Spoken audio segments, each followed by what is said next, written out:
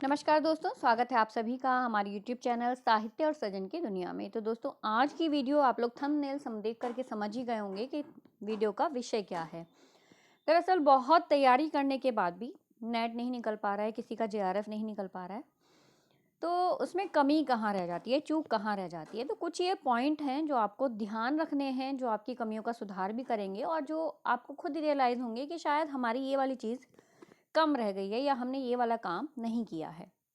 तो right strategy क्या है, अपनी एक कुशल रणनीति क्या है, इस पर हम फोकस करेंगे और किन किन चीज़ों से हमें बचना है और किन चीज़ों पर हमें फोकस करना है। आज की ये वीडियो उसी पर केंद्रित है। वीडियो अगर आप लोगों को पसंद आती है तो लाइक कीजिएगा, शेयर कीजिएगा, सब्सक्राइब कीजिएगा चैनल को। और पहला हमारा पॉइंट है यहाँ पर सिलेबस को लेकर के। सिलेबस किसी भी एग्ज़ाम की आप तैयारी करने जा रहे हैं तो उसका पाठ्यक्रम आपको बहुत गहराई से पता होना चाहिए।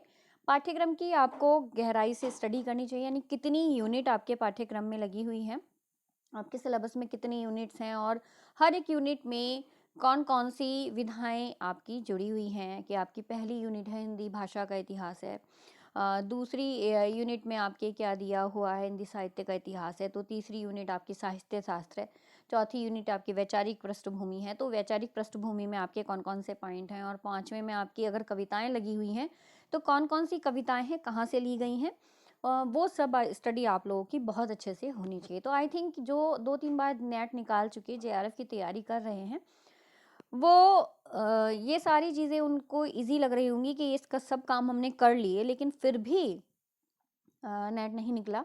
तो सिलेबस में फिर भी यही बोलूँगी कि सिलेबस आपके रजिस्टर या आपका जो अपना नोट्स बुक है, आप अपनी नोट्स में सबसे पहले मतलब फ्रंट पर सिलेबस लगाइएगा। जो स्टार्टिंग वाले अभ्यर्थी और इस वीडियो को देख रहे हैं उनके लिए स्पेशली मैं बोलूँगी कि सिलेबस आपका कंठस्थ होना चाहिए आपको, लेकिन फिर भी आपके रजिस्टर में फर्स्ट पेज पर आपका सिलेबस पेस्ट होना चाहिए। सेकंड थिंग है हमारी कि आप कि जो ये एग्ज़ाम है JRF का, नेट का, तो वो इतना इजी नहीं है। कह सकते हैं कि अब से 5 साल पहले, 6 साल पहले जब आप इस एग्ज़ाम की तैयारी कर रहे होते थे तो परीक्षा इतनी कठिन नहीं होती थी। कंपटीशन इतना टफ नहीं था, बच्चे इतने अवेयर नहीं थे। सोशल मीडिया पर इसकी इतनी गहरी स्टडी कोई नहीं कराता था। तो तब क्या था कि आप अगर मोटे-मोटे नोट्स भी किसी के पढ़ लेते थे तो आपका नेट क्लियर कर लेना आसान होता था। बट अभी क्या है कि अगर आपकी डीप स्टडी नहीं है तो आप ये एग्ज़ाम क्लियर नहीं कर सकते हैं। ठीक है, तो इसके लिए डीप स्टडी यानी कि आपका गहन अध्ययन होना बहुत ज़रूरी है, करना बहुत ज़रूरी है। माने तो जैसे अगर आप किसी बुक को पढ़ रहे हैं, आपने किसी के नोट्स तो ले लिए, नोट्स में क्या दिया कि आपने नोट्स में देख लिया कि मेन कैरेक्टर दे दिए, उसकी छोटी सी भूमिका दे दी कि नाटक के अंदर ये है, ठीक है, कुछ संवाद छुटपुट दे दिए। अभी क्या होता है कि जब हम किसी एक टेक्स्ट से उस किताब को पढ़ रहे होते हैं तो उसकी भूमिका, है ना? भूमिका किसने लिखी, भूमिका में क्या बात राइटर ने बोली है, और उसके अंदर जब हम अंदर पहुँचते हैं, किताब के अंदर पहुँचते हैं तो किताब में किस पात्र का क्या काम है, उसने क्या काम किया है। तो जब तक हम अपनी कहना चाहिए कि अपनी यूनिट पर, अपनी हर एक यूनिट पर बहुत गहराई से हमारी पकड़ नहीं होगी, तब तक फिर ये परीक्षा आपकी आसानी से निकलने वाली नहीं है। तो आप हर एक पॉइंट को, हर एक यूनिट को डीप स्टडी के थ्रू ही निकाल सकते हैं। ऐसे ही किसी के नोट्स परचेज कर लेने से या शॉर्ट PDF ले लेने से आपका यहाँ पर कल्याण नहीं होने वाला है। तो मैं खुद ये वाली चीज़ रियलाइज़ कर रही हूँ कि तब के एग्ज़ाम्स में और अब के एग्ज़ाम्स में कितना डिफरेंस है। और अभी हमें क्या करना है कि अभी हमें हमारा जो मतलब मोटे तौर पर मोटी-मोटी चीज़ें हैं, खाली वही हमें याद नहीं करनी है। गहराई से हमें प्रश्नों को तैयार करना है, गहराई से स्टडी करनी है, जो कि काम मैं कर भी रही हूँ आप लोगों के लिए। यूनिट बाय यूनिट मैं बहुत बारीकी से, बहुत शॉर्ट क्वेश्चंस भी और बहुत डीप स्टडी के साथ आप लोगों के लिए अब मैटर लेके आने वाली हूँ। आप खुद से भी अपनी तैयारी गहरी तरीके से ही करेंगे, यानी कि यहाँ पर मोटी-मोटी चीज़ें याद कर लेने से आपका काम नहीं होगा और आपको लगा कि आपने सिर्फ एक ऑब्जेक्टिव क्वेश्चंस की बुक खरीद ली है, परचेज कर ली है और आपने उसको पढ़ लिया, याद कर लिया तो केवल उससे हमारा काम हो जाएगा। तो यहाँ पर कोई ऐसा एक शॉर्टकट नहीं है, है ना? तो किसी भी सक्सेस का कोई एक शॉर्टकट नहीं होता, मैंने आपको पहले भी ये वाली चीज़ बताई हुई है। तो यहाँ आपके लिए गहन अध्ययन बहुत ज़रूरी है, ठीक है। अगला हमारा पॉइंट है कि हमें जो गाइड बुक लेनी होती हैं, कई बारी बच्चे क्या करते हैं, सिर्फ गाइड बुक लेते हैं और सिर्फ गाइड बुक से ही स्टडी करते हैं, पूरी गाइड बुक को बहुत अच्छे से याद कर लेते हैं। तो गाइड बुक आपकी बहुत हेल्प तो करेगी, बट प्रॉपर स्टडी के लिए आपको गाइड बुक, केवल गाइड बुक से आपका काम चलेगा ऐसा नहीं है। आपको मॉक टेस्ट लगाने होंगे, है ना, आपको मॉक टेस्ट, प्रैक्टिस टेस्ट, ये सारी बार बार आपको तैयार करने होंगे। और आपका कहीं ना कहीं एक स्टडी प्लान बना होना चाहिए जिसमें आप सारी चीज़ों को बहुत अच्छे से अपनी मेंटेन कर सकें। तो गाइड बुक आप लीजिएगा, मैं मना नहीं करती हूँ, मैं खुद आपको सजेस्ट करती हूँ कि जो दृष्टि की गाइड बुक है यूजीसी नेट के लिए, वो बहुत अच्छी है। उसमें काफ़ी कुछ मैटर आपका कवर हुआ है और बहुत सारी चीज़ें आपकी वहाँ से तैयार भी हो जानी है।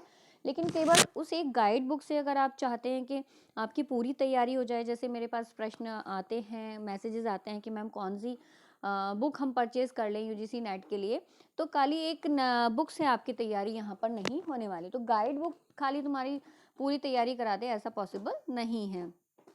तो केवल स्टडी, अपनी डीप स्टडी के लिए, प्रॉपर स्टडी के लिए आप गाइड बुक का सहारा आपके लिए खाली मतलब पूरा नहीं पड़ेगा। आपको अपने नोट्स बनाने हैं, मेक योर ऑन नोट्स, ये हमारा 4th पॉइंट है। आपको अपने नोट्स बनाने बहुत ज़रूरी होते हैं। अपने नोट्स इसलिए बनाने होते हैं कि आप जब किसी और के नोट्स पढ़ते हो, उसने अपने ढंग से चीज़ों को प्रिपेयर करा है ना, लेकिन आप जब उन नोट्स को पढ़ रहे हो तो आप उनको उस तरह से नहीं याद कर पाओगे, क्योंकि आपने उस चीज़ को गहरे से स्टडी नहीं किया। तो आजकल ये बहुत ट्रेंड चल रहा है कि किसी जिसने जेआरएफ क्लियर किया है उसके नोट्स परचेज कर लेते हैं, या जैसे यूट्यूब चैनल्स पर आपको बहुत सारे ऐसे टीचर भी मिल जाएंगे, गाइड भी मिल जाएंगे जो आपको नोट्स प्रोवाइड करेंगे, बट उनके नोट्स उनके ढंग से उन्होंने प्रिपेयर किए हैं, ठीक है। आपको अपने नोट्स फिर भी बनाने हैं, तो आपको अपने नोट्स बनाने हैं, मेक योर ओन नोट्स। तो किसी और के नोट्स से आप लोग कैसे तैयारी कर लेंगे, आपको अपने ही नोट्स बनाने हैं। चाहे आप किसी और के नोट्स ही ले लें, लेकिन आप अपनी स्टडी कैसे कर रहे हैं, उसके अलावा आप और किताबें पढ़ रहे हैं, तो उन सारी किताबों की से ले करके आपके पास किसी के नोट्स भी तो आप उन नोट्स को भी लीजिए, लेकिन आपके अपने नोट्स आप ज़रूर बनाते जाइएगा। एक तो लिखने से क्या होता है कि हमारी प्रैक्टिस ज़्यादा अच्छी होती है, आपको लिख करके चीज़ें ज़्यादा अच्छे से याद हो जाती हैं। तो जब आप नोट्स बनाओगे, आप देखना आपको कितनी चीज़ें अपने आप ही याद होती चली जाती हैं। तो आपका अपना रजिस्टर प्रिपेयर होना चाहिए, आपके अपने नोट्स होने बहुत ज़रूरी हैं, ठीक है। 4th हमारा के बाद हमारा 5th हमारा जो पॉइंट है वो बी केयरफुल बाय डिस्ट्रैक्शन, ठीक है। बी केयरफुल बाय डिस्ट्रैक्शन, इसका मतलब बस यही है कि आपको अपनी स्टडी के लिए, प्रॉपर स्टडी के लिए एक टाइम मैनेजमेंट बनाना बहुत ज़रूरी है। टाइम मैनेजमेंट, अब आप अगर 6 महीने के इस एग्ज़ाम की तैयारी कर रहे हैं तो कहना चाहिए सारी चीज़ों को छोड़ करके सिर्फ इसके लिए पंक्चुअल हो जाइएगा। तैयारी ऐसी कीजिएगा, कुछ चीज़ें कुछ समय के लिए बिल्कुल छोड़ दीजिए। हर काम बाद में हो जाता है, चीज़ें आ जाती हैं, लेकिन यहाँ हालांकि एग्ज़ाम में ऐसा नहीं है कि इस बार आएगा अगली बार नहीं आएगा, बस हम यही सोच के कि इस बार एग्ज़ाम दे लेते हैं, ऐसे ही पता चल जाएगा पेपर कैसा आएगा, नेक्स्ट टाइम हम बहुत अच्छे से तैयारी करेंगे। तो हर बार हम यही क्यों सोचते हैं कि हम नेक्स्ट टाइम बहुत अच्छे से तैयारी करेंगे, और नेक्स्ट टाइम कभी आता नहीं है। तो हमें अभी से वो चीज़ें देखनी है जो हमारे लिए हमारे इस रास्ते को आसान कर देंगी। तो हमें कुछ डिस्ट्रैक्शन से बचना है। डिस्ट्रैक्शन जैसे कि फ़ोन ही एक डिस्ट्रैक्शन है हमारे लिए, हालांकि मैं आप लोगों के लिए वीडियो अपलोड कर रही हूँ। इसके अलावा क्या होता है कि आप कोई चीज़ देख रहे हैं, आपको बोरिंग लगने लगा, मान लीजिएगा मेरा ही लेक्चर है, आपको बोर लग रहा है, तो आप क्या करोगे, वहाँ उस लेक्चर को स्किप करोगे, कुछ एंटरटेनिंग आप लोग देखने बैठ जाते हैं। तो उस चीज़ से आपको बचना है, ठीक है। इंस्टाग्राम से बचना है, फ्रेंड्स के एक झुरमुट से बचना है जो कि आपको डिस्ट्रैक्ट करेगा कहीं ना कहीं। तो डिस्ट्रैक्शन आपके लिए इस समय बहुत ख़तरनाक होता है, और ख़ासकर जब आप किसी ऐसे एग्ज़ाम की तैयारी कर रहे होते हैं और आपने बहुत अच्छी तैयारी की, लेकिन आपकी 1-2 महीने की जो कहना चाहिए कि लैक ऑफ फोकस है, वो कहीं ना कहीं आपको परेशान ज़रूर करेगा। तो आप डिस्ट्रैक्शन से ज़रूर बचिएगा। साथ ही एक चीज़ और गाइस के कुछ ऐसे चीज़ें आप लोग देख भी रहे हैं तो कुछ ऐसी चीज़ें देखिएगा जो आपके एग्ज़ाम, आपकी परीक्षा से ही रिलेट हो, ठीक है। तो इधर उधर की चीज़ों से, वेब सीरीज़ आने लगी हैं, इन सारी चीज़ों से थोड़े समय के लिए अपने आप को हटा लीजिएगा। हालांकि बीच बीच में अपने आप को एंटरटेन करना बहुत ज़रूरी होता है, बट उस चीज़ के लिए भी आप अपने फैमिली के साथ बैठिएगा, अपने मदर फादर, जो भी आपको थोड़ी देर के में भी जिनके पास बैठ कर के एनर्जी मिलती है उनके पास बैठिएगा। निगेटिव लोगों से थोड़ा दूर रहिएगा, जो हमेशा आपको नकारात्मक ऊर्जा देते हैं, उनसे हमेशा थोड़ी सी दूरी बना करके रखिएगा। ठीक है। छठा हमारा पॉइंट है, take guide only experience teacher. मतलब एक गाइड के रूप में आप किसी को भी कैसे चुन सकते हैं। मैं ये नहीं कह रही हूँ कि जिसने जेआरएफ कर लिया उसका एक्सपीरियंस कम है, या जिसने नेट कर लिया उसका एक्सपीरियंस कम है, बट फिर भी आप लोग खुद से चूज़ कीजिएगा कि आपके लिए क्या चीज़ बेहतर है ना। यहाँ पर क्या होता है कि कुछ ऐसे आपको लोग मिल जाएंगे जो कहीं ना कहीं जिनकी नॉलेज बहुत कम होगी, या कह सकते हैं कि जिन्होंने कुछ छुटपुट किताबें पढ़ने से ही या सिर्फ जेआरएफ क्लियर कर लिया या नेट निकाल लिया, और फिर उसके बाद वो कहीं उतने एक्सपीरियंस्ड आप कैसे मान सकते हो। किसी का अनुभव कितने समय का है पढ़ाने का, वो भी मैटर करता है। और भाषा शैली, एक कुशल कहना चाहिए जिसको रणनीति, वो भी बहुत ज़रूरी होती है। तो एक भाषा शैली आप लोगों के लिए बहुत ज़रूरी है। तो आप जिससे सीख रहे हो, क्या सीख रहे हो, क्या वो आपके लिए बहुत अच्छा है। देखो अभी हम लोग कहाँ आ गए, हम लोग ना अभी वो 15 सेकंड वाले शॉर्ट्स पर आ गए हैं। हमारी जो लाइफ है हमने 15 सेकंड वाले शॉर्ट्स जैसी कर ली कि हमें छोटा छोटा कंटेंट कहीं से मिल जाता है और थोड़े टाइम में हमने कोई चीज़ ली और उसको हमने हटा दिया। तो आपको ये चीज़ नहीं करनी है, आपको वहाँ जाना है जहाँ आपको बेहतर मिल सके, है ना, जहाँ आपको लग रहा है कि यहाँ हमारी स्टडी बहुत अच्छे से हो जाएगी। डीप स्टडी की आपको ज़रूरत है, तो आपको छोटे छोटे कंटेंट से, मतलब जो आपका सिर्फ समय बर्बाद करेंगे, वहाँ आपको अपने आप को बचा करके ले जाना है। और एक अच्छे गाइड को चुनिएगा, और बहुत सारी जगह जगह जगह जगह चीज़ें नहीं छाटनी है, आपको फोकस करना है। तो अपना किसी एक अच्छे एक्सपीरियंस्ड टीचर पर अपने आप को कहना चाहिए कि अपने समय को लगाइएगा। और एक कहना चाहिए अपने समय का एक समुचित, जिसे कहना चाहिए उपयोग करना, है ना, वो उपयोग आप कीजिएगा। नेक्स्ट 7th हमारा जो पॉइंट है वो है, focus on your both paper equally, जो कि हम हमेशा गड़बड़ कर जाते हैं। कई बार हम लोगों को लगता है कि फर्स्ट पेपर बहुत हार्ड है यार, हो नहीं पाएगा। तो जो फर्स्ट पेपर है, हाँ मैं मानती हूँ कि उसमें बहुत मतलब टफ होता है फर्स्ट पेपर को निकालना भी, क्योंकि उसमें भी 10 यूनिट है और यहाँ हमारे पास भी 10 यूनिट है, और हमें दोनों की ही तैयारी करनी है। तो आपको क्या करना है कि टाइम मैनेजमेंट ऐसा करना है कि आप दोनों ही पेपर पर प्रॉपर इक्वली, मतलब जिसे कहना चाहिए पेपर पे इक्वली आप फोकस कर सकें, क्योंकि पेपर आपका जो आपका सब्जेक्टिव है वो भी कम नहीं होता है, और उसमें भी अच्छे खासे जब क्वेश्चंस आ रहे हैं तो उसकी भी आपको डीप स्टडी की बहुत ज़रूरत है ना।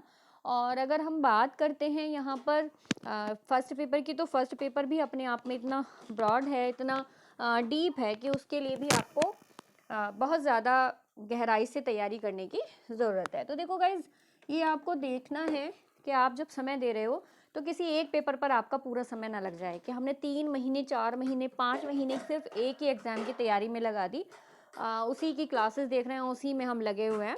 और हमें ये चीज़ ध्यान देनी है कि हमने फर्स्ट और सेकंड पेपर पर इक्वली ध्यान दिया है या नहीं। ठीक है। तो टाइम मैनेजमेंट आपको बना लेना है और उसी के अकॉर्डिंग आपको चलना है। हमारा 8वां पॉइंट है, learn when the time of learn and revision when the time of revision. जब आपके याद करने का टाइम हो तब आपको याद करना है, और जब आपके रिवीजन का टाइम हो तब सिर्फ आपको रिवीजन करना है, लर्न नहीं करना। तो ये चीज़ मेन है आपके लिए कि रिवीजन के टाइम पर रिवीजन और लर्निंग के टाइम पर आप लर्निंग कर रहे हैं या नहीं।